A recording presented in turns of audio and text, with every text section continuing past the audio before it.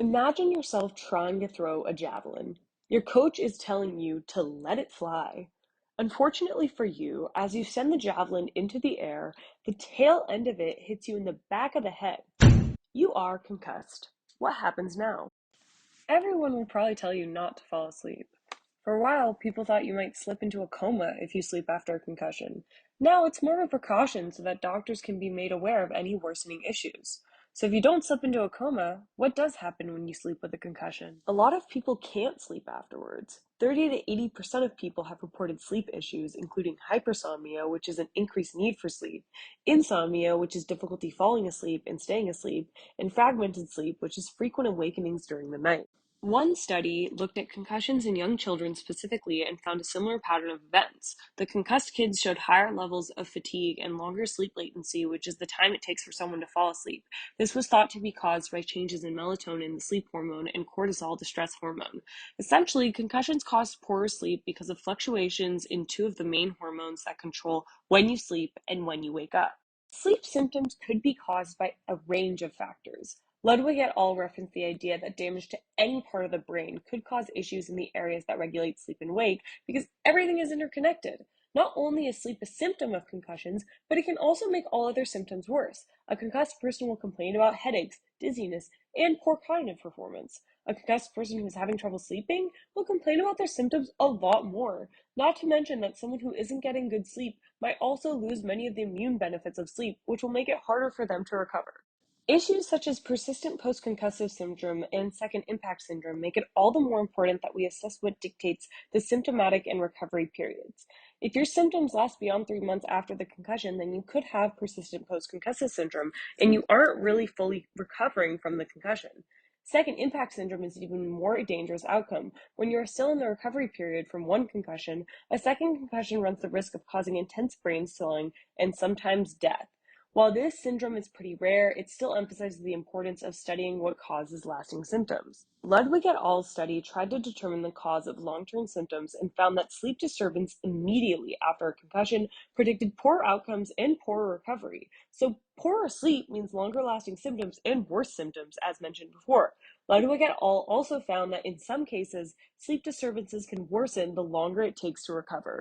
This backwards recovery process is also emphasized by the fact that the more concussions you get, the worse your sleep disturbances are. One study on military personnel discovered that the more concussions a person has had, the more severe their sleep issues are, and therefore the worse their symptoms are. This is especially unfortunate because you are more at risk of getting a concussion the more concussions you've had.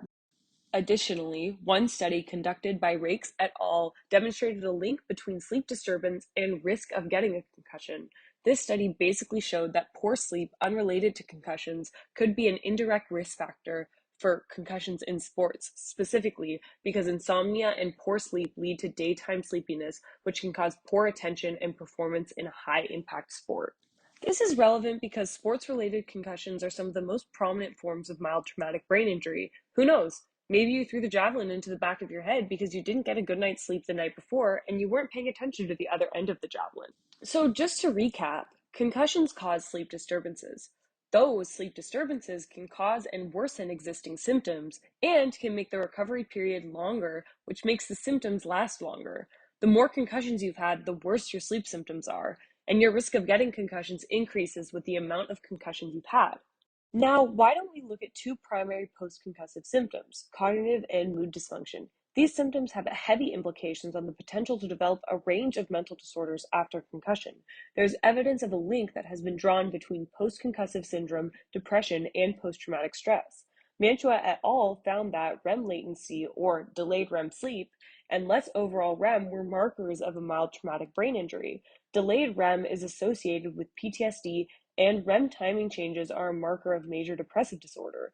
Sleep latency as a post-concussive symptom may be a link between concussions and the development of mental disorders. Outside of specific sleep symptoms, the fact that poor sleep makes post-concussive symptoms worse also draws a connection to certain mental disorders. Decreased social functioning explains this idea well. One study looked at the social outcomes of mild traumatic brain injuries in relation to sleep. It showed that if you aren't sleeping well immediately after a concussion, your social functioning will probably be reduced. Social isolation plays a prominent role in the development and maintenance of different disorders, specifically depression. And the way that concussions impact sociability could be the cause of depression in post-concussive people. Another study emphasized this link in noting that concussions resulted, in some cases, in the development of major depressive disorder and PTSD. These researchers focused on the specific brain functions that degenerated after mild traumatic brain injury and how this degeneration related to sleep. They found that sleep quality plays a role in the worsening of symptoms of major depressive disorder, PTSD, and post-concussion syndrome, and that sleep could be the main link between the neurodegeneration that happens after a concussion and these disorders. So, you damaged your brain when you knocked yourself in the back of the head with a javelin. Sleep is central to so many of the brain's functions, so it makes sense that your sleep is affected by your concussion. It also makes sense that your physical state, your emotional state, and your future mental states are all going to change after you have a concussion. It is important then to look at potential sleep therapies that could ease the impact of a concussion through sleep.